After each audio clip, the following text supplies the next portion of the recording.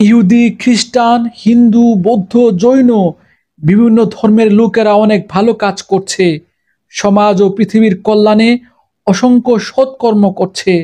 তাদের এই ভালো কাজের প্রতিদান কি আল্লাহ রাব্বুল আলামিন দেবেন? বর্তমান পৃথিবীর অনেক জাতি উপজাতি আছে, অনেক ক্ষুদ্র নৃগোষ্ঠী আছে যাদের কাছে ইসলামের দাওয়াত পৌঁছায়নি, তাদের কাছে কোনো নবী রাসূলও আসেননি। আল্লাহ, ইসলাম, কুরআন ও মুহাম্মদ সাল্লাল্লাহু আলাইহি সাল্লাম সম্পর্কেও তাদের কাছে কোনো বার্তা পৌঁছায়নি। যে সকল লোকের কাছে ইসলামের দাওয়াত পৌঁছায়নি, তাদের ফায়সালা কি হবে? শুধুমাত্র মুসলমানরাই কি জান্নাতে যাবে? ইহুদি, খ্রিস্টান, হিন্দু, বৌদ্ধ, জৈন ধর্মের লোকেরা কি জাহান্নামে যাবে? জান্নাতে যাবার মূল শর্ত কি? এমন গুরুত্বপূর্ণ প্রশ্নগুলো সামনে রেখেই আজকের তাফসীর এগিয়ে যাবে। ধৈর্য ধরে সম্পূর্ণ ভিডিওটি দেখুন। আপনি যদি চান কোরআনের আলো, কোরআনের সৌন্দর্য সবার কাছে ছড়িয়ে যাক, তবে ভিডিওতে লাইক দিবেন, কমেন্ট করবেন এবং চ্যানেলটি সাবস্ক্রাইব করে পাশে থাকবেন। আসসালামু আলাইকুম। স্বাগতম মহাগ্রন্থ আল কোরআনের ধারাবাহিক তাফসিরে। আজকে ইনশাআল্লাহ আমরা পবিত্র কোরআনের সূরা মায়দার ৬৯ নম্বর আয়াত নিয়ে আলোচনা করব। এই আয়াতে মহান আল্লাহ রাব্বুল আলামিন বলেন, إن الذين آمنوا والذين هادوا والصابئون والنصارى من آمن بالله واليوم الآخر وعمل صالحا فلا خوف عليهم ولا هم يحزنون। নিশ্চয় যারা ঈমান আনে, ইহুদি, সাবি, খ্রিস্টান, এদের যে কেউই এক আল্লাহ তাআলা ও শেষ বিচার দিনের প্রতি ঈমান আনবে এবং সৎকর্ম করবে, তাদের কোনো ভয় নেই, পরকালেও তাদের কোনো দুশ্চিন্তাগ্রস্ত হতে হবে না। আলহামদুলিল্লাহ, চমৎকার একটি আয়াত। এই আয়াতে আল্লাহ রাব্বুল আলামিন বলে দিয়েছেন জান্নাতে যাবার শর্ত, আর সেই শর্তটি হলো শুধুমাত্র আল্লাহর প্রতি একনিষ্ঠ বিশ্বাস রাখা, পরকালের প্রতি বিশ্বাস রাখা। তবে এক্ষেত্রে কিছু শর্ত আছে যার জন্য বিস্তারিত আলোচনা করার দরকার। বিস্তারিত আলোচনা করার পূর্বে আমরা প্রথমে মানুষের পরিচয় জেনে নেই। মানুষের পরিচয় দিয়ে আল্লাহ রাব্বুল আলামিন বলেন, তিনি মানুষকে মাটি দ্বারা সৃষ্টি করেছেন, এরপর এর মধ্যে রূহ বা আত্মা ফুঁকে দিয়েছেন, এরপর শুক্রবিন্দুতে, জমাট রক্তে, এভাবে ক্রমান্বয়ে একে মানব শিশুতে রূপান্তরিত করেছেন। এই শিশু ক্রমান্বয়ে যৌবনে পদার্পণ করে, এর মধ্যে বিচার বুদ্ধি ব্যবহারের বোধ তৈরি হয়, এরপর বার্ধক্যে পৌঁছে একটি নির্দিষ্ট আয়ু শেষ করে সে মৃত্যুতে পৌঁছায়।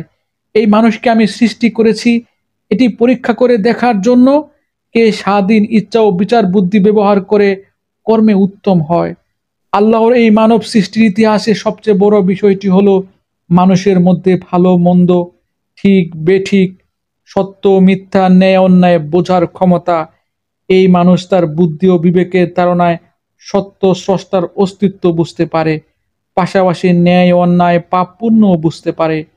পৃথিবীর সকল মানুষ বিচার বুদ্ধির মাধ্যমে বুঝতে পারে মায়ের সাথে, বোনের সাথে, মেয়ের সাথে যৌন মিলন অন্যায়।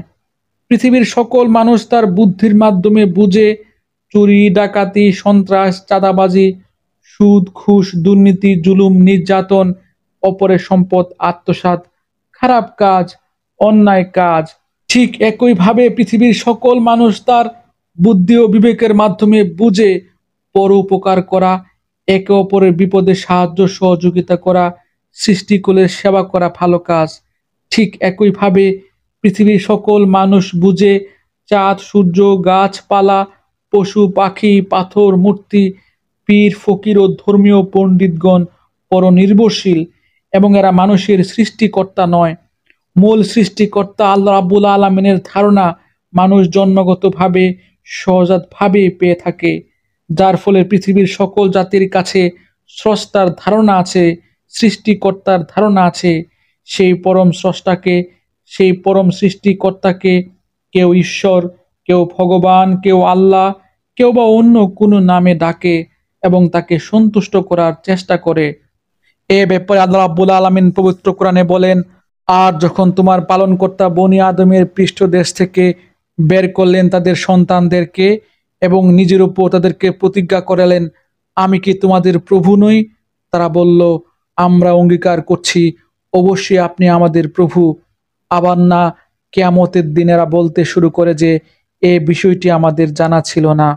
সুতরাং আপনি আপনার বুদ্ধি, বিবেক ও বিচার বোধকে ব্যবহার করুন। আপনি যদি আপনার বিচার বুদ্ধিকে ব্যবহার না করে মিথ্যা স্রষ্টার ইবাদত করেন, মিথ্যা ধর্মের ইবাদত করেন, পৃথিবীতে পাপের রাজত্ব কায়েম করেন, তবে আপনার জন্য ভয়াবহ বিপদ অপেক্ষা করছে। এ ব্যাপারে আল্লাহ রাব্বুল আলামিন পবিত্র কোরআনে বলেন, নিঃসন্দেহে আল্লাহ তাআলার নিকট সমস্ত প্রাণীর তুলনায় তারাই মূর্খ, বধির, যারা বিচার বুদ্ধি ব্যবহার করে না। আল্লাহ রাব্বুল আলামিন আরো বলেন, জাহান্নামীরা আরো বলবে, যদি আমরা শুনতাম এবং বিচার বুদ্ধি খাটাতাম তবে আমরা জাহান্নামবাসীদের মধ্যে আজ থাকতাম না। আসলে স্বাধীন ইচ্ছাশক্তি পেয়ে অনেক মানুষ শয়তানি চক্রান্তে পড়ে বিচার বোধকে পরিত্যাগ করে স্বার্থপরতার কারণে আল্লাহকে ভুলে মিথ্যা প্রভুর কাছে, মিথ্যা ধর্মের কাছে আত্মসমর্পণ করে ফেলেছে এবং আল্লাহর নাফরমানিতে লিপ্ত হচ্ছে। আল্লাহ দয়া করে এই নাফরমান বান্দাদের হেদায়েত দান করার জন্য যুগে যুগে সতর্ককারী হিসেবে অসংখ্য নবী রাসূল পাঠিয়েছেন। আর সর্বশেষ নবী হলেন হযরত মুহাম্মদ সাল্লাল্লাহু আলাইহি সাল্লাম, যিনি পৃথিবীতে ছিলেন 570 সাল থেকে 632 সাল পর্যন্ত।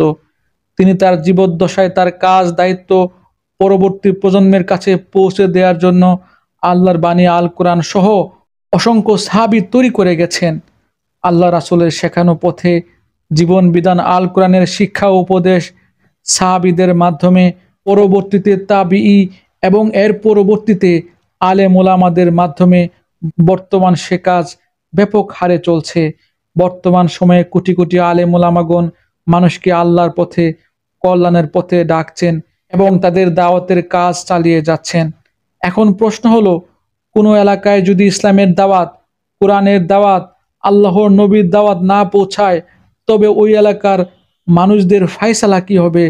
তারা কি জাহান্নামে যাবে? প্রথম কথা হলো, আল্লাহ আপনাকে বিচার বুদ্ধি দিয়েছেন, স্রষ্টা, পরকাল ইত্যাদি ধারণা আপনার অন্তরে জন্মগতভাবেই গেঁথে আছে। আপনি ইসলামের দাওয়াত পান আর না পান, আপনাকে আপনার কাজের জবাবদিহিতা আল্লাহর কাছে করতেই হবে। যে এলাকায় ইসলামের দাওয়াত পৌঁছায়নি সে এলাকার মানুষ যদি এক স্রষ্টার প্রতি বিশ্বাস রাখে এবং কোনো পরনির্ভরশীল সৃষ্টি, চাঁদ, সূর্য, গাছপালা, পশু পাখি, দেব দেবী, পীর ফকির বা প্রতিমূর্তির কাছে মাথা নত না করে, শিরক না করে এবং ভালো কাজ করে আর পাশাপাশি খারাপ কাজ থেকে বেঁচে থাকে, তবে নিশ্চয়ই তারা আল্লাহর দয়া জান্নাতে যাবে। এই বিষয়টি আমাদের আলোচ্য আয়াতে আল্লাহ রাব্বুল আলামিন সুস্পষ্টভাবে তুলে ধরেছেন। কিন্তু আল্লাহ তার রাসূল সাল্লাল্লাহু আলাইহি সাল্লামের সংবাদ, কোরআনের সংবাদ তথা ইসলামের দাওয়াত তার কাছে পৌঁছে গেলে তাদের সেই দাওয়াত গ্রহণ করতেই হবে, অন্যথায় মুক্তি অসম্ভব। ধরুন কোনো এলাকায় আগুন লাগলো, তখন ওই এলাকার জনগণ তাদের নিজেদের সামর্থ্য অনুযায়ী সেই আগুনটি নেভানোর চেষ্টা করবে, কিন্তু সরকার থেকে ফায়ার সার্ভিসের কর্মীরা যখন চলে আসবে তখন ওই এলাকার জনগণের উচিত ফায়ার সার্ভিসের কর্মকর্তাদের প্রতি ভরসা করে তাদের নির্দেশ অনুযায়ী আগুন নেভানোর কাজটি সম্পাদন করা। ঠিক একইভাবে ইসলামের দাওয়াত আসলে, রাসূলের দাওয়াত আসলে, কোরআনের দাওয়াত আসলে আপনাকে ইসলামের কাছে আত্মসমর্পণ করতেই হবে। এই আত্মসমর্পণের মাধ্যমে আপনি খুব সহজেই আপনার জীবনকে দুনিয়া ও আখিরাতে সাফল্যমণ্ডিত করতে পারবেন। ইসলামের দাওয়াত পেয়ে, রাসূল সাল্লাল্লাহু আলাইহি সাল্লামের দাওয়াত পেয়ে আপনি যদি অস্বীকার করেন তবে আপনার জন্য মৃত্যুর পরবর্তী জীবনে নিশ্চিত জাহান্নাম অপেক্ষা করছে। আল্লাহ রাব্বুল আলামিন আমাকে সহ আপনাদের সবাইকে আজকের এই আলোচ্য আয়াতের শিক্ষা হৃদয়ে ধারণ করার, এই আয়াতের শিক্ষা সমাজে ছড়িয়ে দেবার তৌফিক দান করুন। এই প্রত্যাশা আজ এখানে শেষ করছি। ধন্যবাদ।